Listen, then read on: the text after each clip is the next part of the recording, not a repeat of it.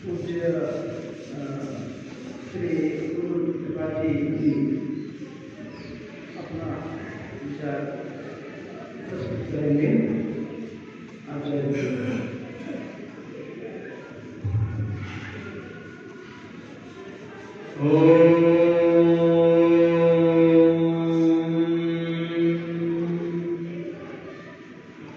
लंबोदरं परमसुंदरमेकदन्तं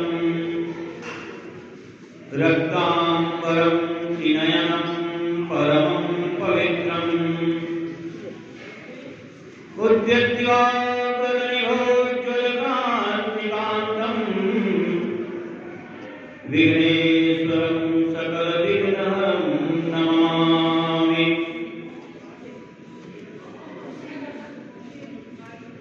संसारस्य असारतां हृदयं पतितो भवाब्धिञ्जनान् तत्तीर्णाय तत्प्रयासमवरं ग्रन्थं स्वरूपं शिवं दानं सत्यतपः दया सहितं सर्वार्थपूर्णं क्षमं शुद्धं शान्तसुविग्रहं यतिवरं श्रीसिद्धेश्वराख्यं भजे। नमो देव्यै महादेव्यै शिवायै सततं नमः। नमः प्रकृत्यै भद्रायै नियतायाः प्रणताः स्मताम्। या पुण्येन्दुतुषारहारधवला या शुभ्रवस्त्राभृता या वीणावरदण्डमण्डितकरा या श्वेतपद्मासना या ब्रह्माच्युतशङ्करप्रभृतिर्देवैः सदा वन्दिता सा मां पातु सरस्वती भगवती निर्विशेषजाड्यात्महा।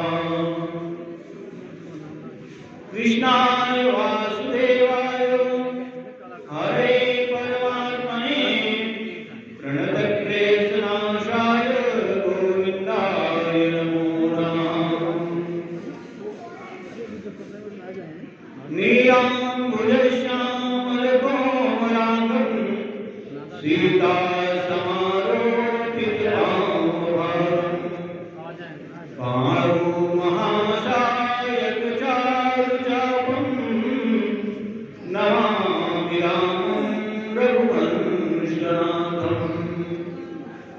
अञ्जनानन्दनं वीरं जानकीशोकनाशनं कपीशमक्षहन्तारं वन्दे लङ्काभयङ्करम्।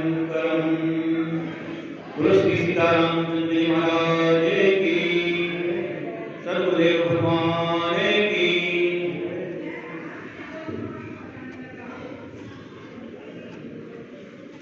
परम पूज्य श्री गुरुदेव भगवान के सानिध्य में चल रहे इस आध्यात्मिक सम्मेलन में पधारे थे मंचस्थ संतगण विद्वजन,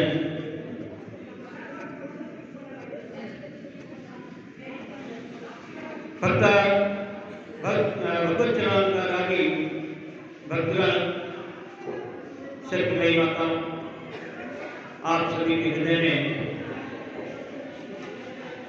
निवास कर रहे श्री सीताराम जी के चरणों में भगवत भाव से सादर प्रणाम, अभिनंदन।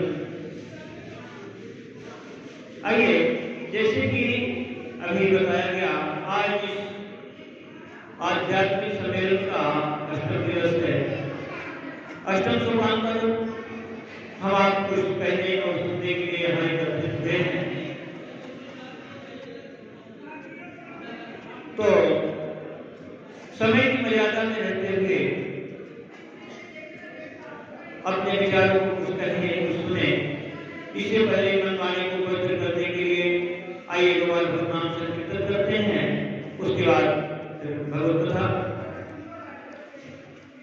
श्री कृष्ण गोविंद हरे मुरारे, श्री कृष्ण गोविंद हरे मुरारे, श्री कृष्ण गोविंद हरे मुरारे, श्री कृष्ण गोविंद हरे मुरारे, नाथ नारायण वासुदेव, हे नाथ नारायण वासुदेव, हे नाथ नारायण वासुदेव, हे नाथ नारायण वासुदेव,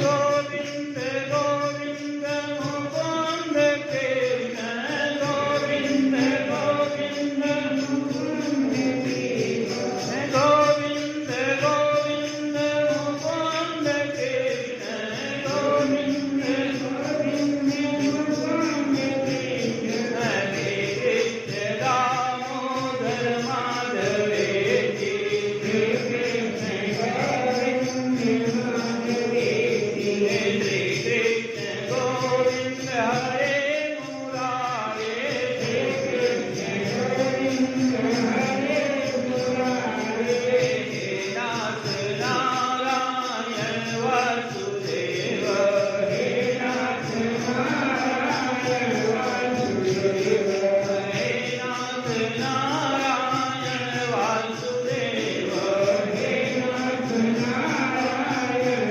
वासुदेव,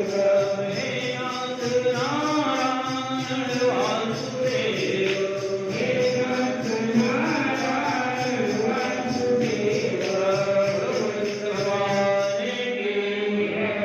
भगवान की चंद्रदेव भगवान की। अभी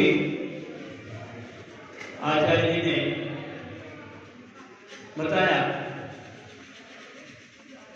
कि आत्मा जो है अजर है, अमर है, अविनाशी है। वासांस जीर्णानि यथा विहाय, जिस प्रकार से मनुष्य पुराने कपड़े को बदल करके जब कपड़े जीर्ण हो जाते हैं, वासांस जीर्णानि, जिस प्रकार से जब कपड़े जीर्ण हो जाते हैं, फट जाते हैं, पुराने हो जाते हैं, तो मनुष्य उन कपड़ों को छोड़ करके और नए वस्त्र धारण कर लेता है। उसी तरह से इस शरीर रूपी पिंजरे के अंदर रहने वाला आत्मा जो है, जब ये शरीर जीर्ण हो जाता है, उसके रहने के अयोग्य हो जाता है, तो इस शरीर को छोड़ करके पुनः नया कलेवर धारण करने के लिए इसमें से निकल जाता है और फिर नए शरीर को धारण करता है। एक दृष्टांत के माध्यम से इस कथा को समझते हैं। एक कथा है राजस्थान की, वहां एक किसान रहा करता था। ध्यान से सुनिएगा। एक किसान रहता था और किसान ने पूरा जीवन अपना खपा दिया अपने परिवार के भरण पोषण में। अंतिम समय आ गया तो उसने एक वसीयत लिखी। अपनी वसीयत में लिखा उसने कि मैंने अपना संपूर्ण जीवन इस परिवार के भरण पोषण में लगा दिया, परंतु मेरे जो बच्चे हैं उसके 2 पुत्र थे, 1 पुत्री थी। मेरे 2 पुत्र हैं, 1 पुत्री है। इसमें जो मेरा बड़ा पुत्र है, इसने मेरी खूब सेवा की, सत्पुत्र है। तो मेरी जो संपत्ति है इसका 1/2 भाग मेरे बड़े पुत्र को दिया जाए, मेरे मृत्यु के पश्चात। अब मेरी जो संपत्ति है, मेरा जो छोटा पुत्र है, इसने केवल पुत्र होना ही एक अपना धर्म समझा कि मेरा पुत्र है, इसके नाते ही मेरी संपत्ति पर इसका अधिकार होगा। इसने मेरी सेवा नहीं करी है, तो इसको मेरी संपत्ति का 1/4 भाग दिया जाए। मेरी एक बिटिया भी है, वो बिटिया जो है ससुराल में रहती है, मुझे बहुत प्रिय है, मेरी संपत्ति का 1/5 भाग मेरी बिटिया को भी दिया जाए। ये वसीयत लिख दिया उसने और कालांतर में उसकी मृत्यु हो गई। अब जब मृत्यु हो गई, उसके सारे ये औद्योगिक कर्म जो है वो संपन्न क्रियाएं संपन्न करवाई गई। उसके पश्चात उस वसीयत को पढ़ा गया। बड़े पुत्र ने पंचों को बुलाया, अपनी जात बिरादरी के लोगों को बुलाया और सबके सामने बैठ करके उस वसीयत को निकाला गया। निकाल करके जब पंचों ने वसीयत को पढ़ा तो उसमें यही शब्द यही बातें लिखी हुई। अब यह इस किसान के पास धन संपत्ति क्या है, इसका खोज किया जाए। क्या क्या चीजें, कितना रुपया, कितना सोना चांदी, कितना धन संपत्ति इसके पास है। बेचारा किसान गरीब, उसके पास धन संपत्ति तो कुछ थी नहीं। संपत्ति के नाम पर उसके पास केवल 19 ऊंट थे। राजस्थान की घटना है, 19 ऊंट उसके पास थे। अब उन 19 ऊंटों में बंटवारा करना है। 1/2 भाग बड़े पुत्र को देना है, 1/4 भाग यानी 1/4 छोटे पुत्र को देना है और 1 यानी 5वां हिस्सा जो है उसकी बिटिया को मिलना है। आप लोग यहाँ गणित के जानकार हैं, इसका हिसाब लगाएं कैसे बंटवारा करेंगे। है कोई सूत्र? 19 ऊंटों में 1/2 भाग करना है, फिर 1/5 भाग करना है, फिर 1/4 भाग करना है। कैसे किया जाए? ऊंट कट जाएगा तो बेकार हो जाएगा, मर जाएगा, कटना भी नहीं। अब पंचों में मंथन चलने लगा, कैसे बंटवारा किया जाए। रोजाना प्रातः काल होते ही पंचों की सभा दरवाजे आ जाती, बैठ जाती, आपस में विचार विमर्श होने लगता। तमाम गणित के पंडित जो भी भुंडिया गांव के थे सब तमाम आकर के इकट्ठा हो गए। दिन भर बीत जाता और कोई हल न निकलता, सब लोग शाम को अपने अपने घर चले जाते। इस तरह काफी दिन तक ये क्रम चलता रहा, महीना बीत गया। इतने में वो जो मृतक किसान था उसका एक मित्र था, वो ऊंट का व्यवसाय करता था।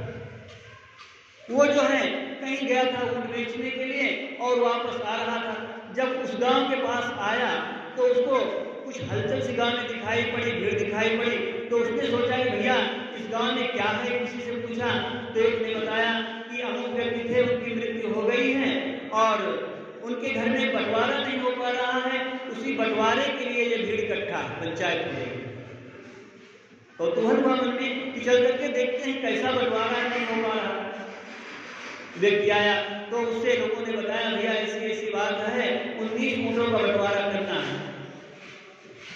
तो उसने कहा ऐसा है भैया हम व्यापार करके आ रहे हैं, एक ऊंट में मेरे पास बिकने से बच गया, इसको आप इसमें ले लो, इसका बंटवारा कर दो।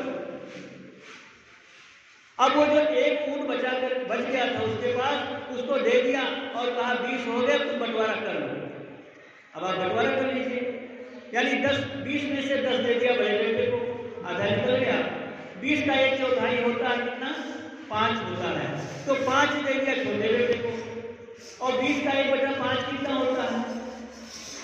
20 का 1/5 होता है 4 दे दिया उसकी बिटिया को। 19 बन गए, कितना बचा? 1 बचा। उसने कहा 1 हमको वापस दे दो, हमारा वो 1 हमारा हमको वापस दे दो। भैया हमने बंटवारा में सहायता किया, तुम्हारा बंटवारा हो गया, जो बचा वो हमारा है, हमारा था हमारा है। यही स्थिति जो आत्मा की है, जो हमारा शरीर बना है ना, 5 कर्मेंद्रियां, 5 ज्ञानेंद्रियां, 5 महाभूत पृथ्वी जल तेज वायु आकाश, और इसमें 4 और महातत्व मिलते हैं मन, बुद्धि, चित्त और अहंकार। लेकिन ये 19 जो है तब तक नहीं काम करते जब तक इसमें 20वां यानी आत्मा नहीं आया। तो इन 20 को मिला करके ये जो पिंजरा बना हुआ है, इस पिंजरे से आत्मा रूपी वो 20वां जो है वो निकल जाता है। वो पूर्ण ही रहता, वो कभी कटता नहीं, वो कभी बंटता नहीं। एक बार की बात है, कुछ लोगों ने कहा, कुछ लोग मन में बात होती रहती है कि भैया क्या कथा में चले, हमने बहुत अच्छी अच्छी कथाएं सुनी है, बहुत बड़े बड़े विद्वानों की कथाएं सुनी है, ये छोटे से विद्वान क्षेत्रीय विद्वान है कि कथा क्या सुने। तो कथा जो होती है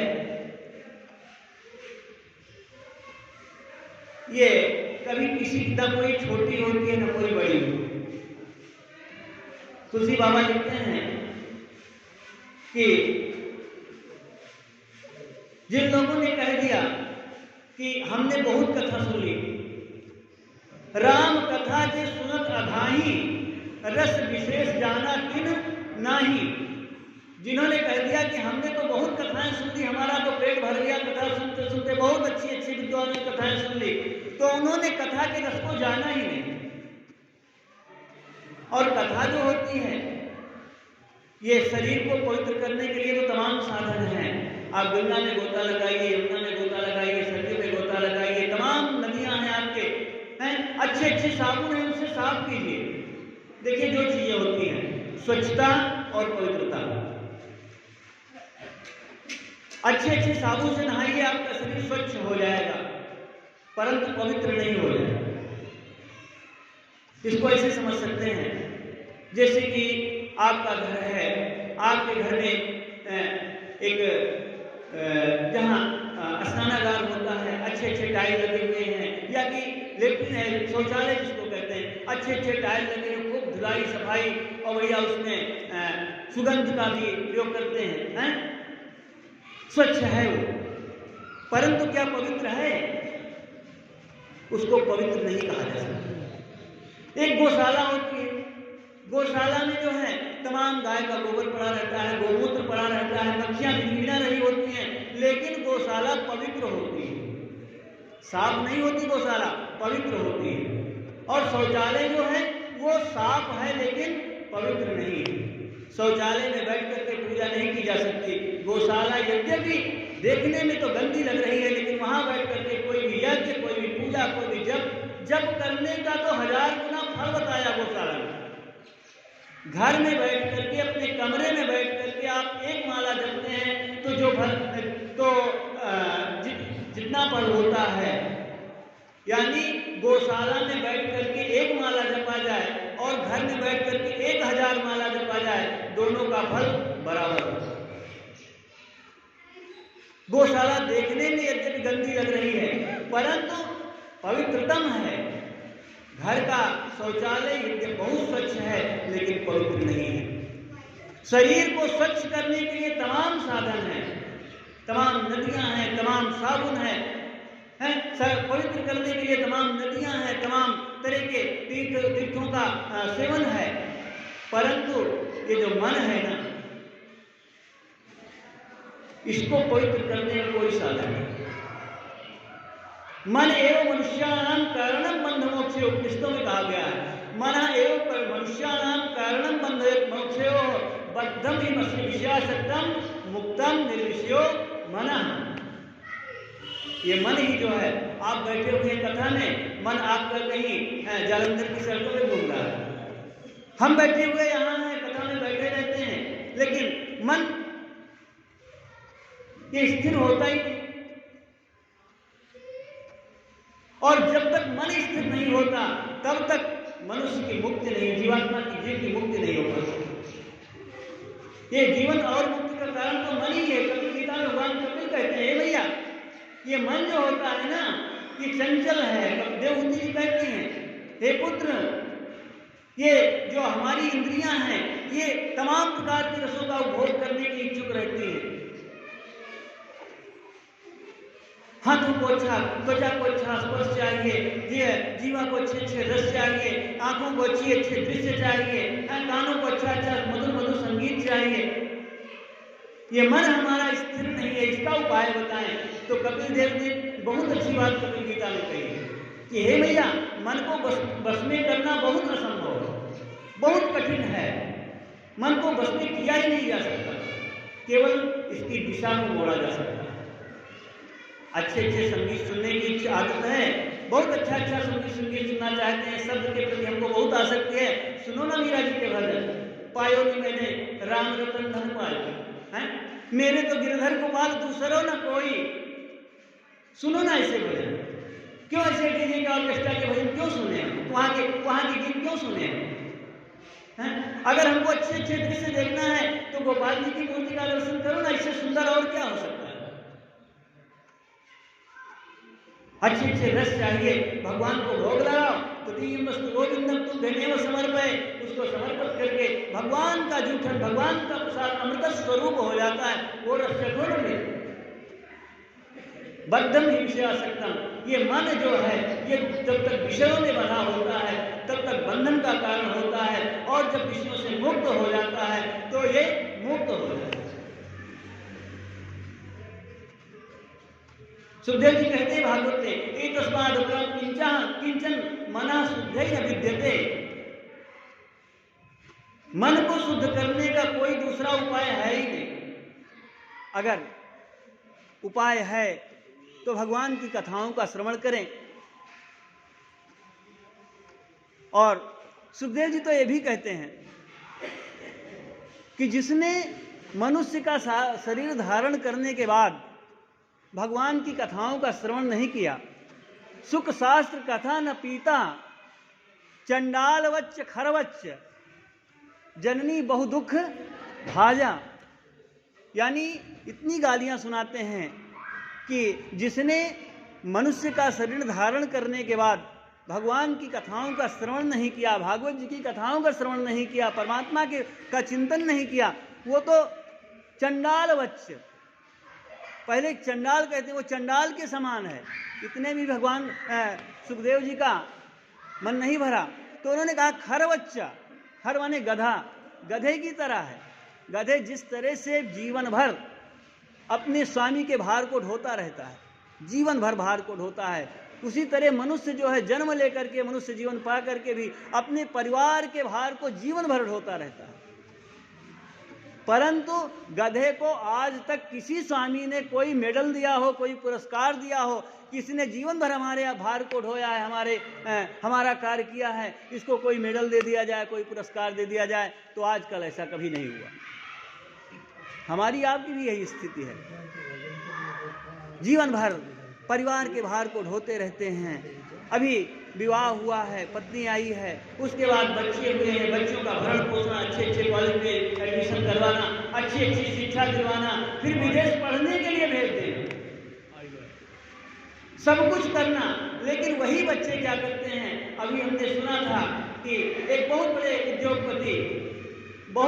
उद्योगपति धन कुबेर जिसको कहते हैं, उनकी जब मृत्यु हो गई ना, तो उनके बच्चे विदेश में थे और यहाँ अपने पिता के अंतिम संस्कार में नहीं आ पाए।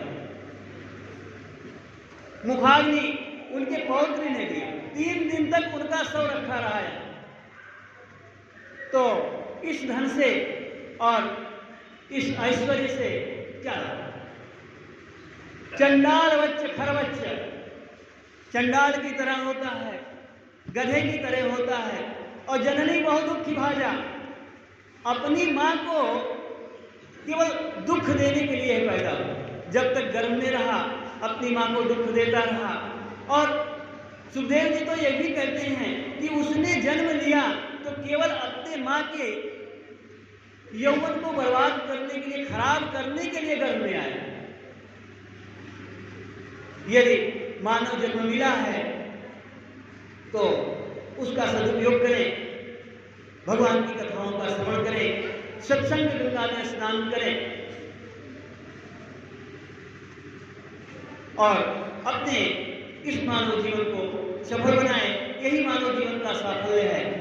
और तो बाकी पुनरपि जननम पुनरपि मरणम पुनरपि जननी जठरे शयनम, बार बार जन्म लेना, बार बार मरना और बार बार मां के गर्भ में आना, ये तो फिर लगा ही रहता है। तो क्रम आता है जाता है, आता है जाता है।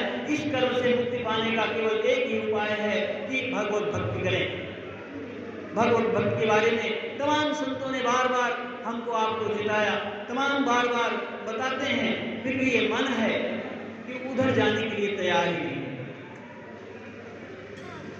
परम पूज्य गुरुदेव भगवान का शुभागमन हो गया है और हमारी इच्छा है कि गुरुदेव भगवान को श्रवण करें। तो आइए यहीं पर दोबारा गुरु नाम संकीर्तन करके वाणी को विराम करते हैं। श्री राम जय राम, जय जय राम, बोलो श्री राम जय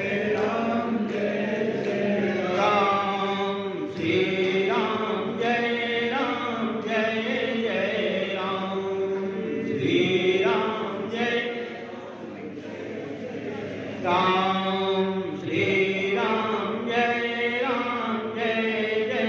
राम श्री राम राम श्री राम जय राम श्री राम